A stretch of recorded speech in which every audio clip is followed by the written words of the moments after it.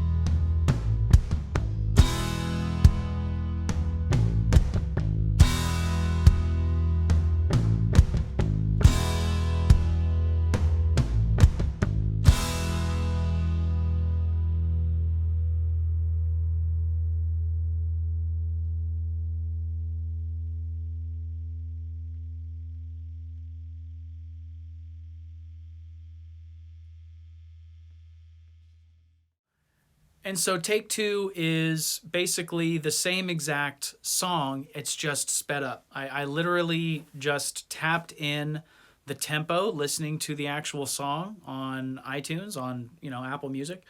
And I just pulled it up, and it's what's really cool about their playing, and given I'm tapping the tempo, so it's not going to be exactly correct, but what was really cool and what I could actually see from the tempo as I was tapping it into Pro Tools is I was actually seeing that the rhythm of the song sways and ebbs and flows.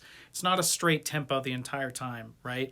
It actually swings a little bit to the slightly slower side on the verses, and then to the slightly more sped up version, you know what I mean, in the choruses. So that range was anywhere from around 68 tempo to upwards of 71, 72, maybe 73 in the chorus range.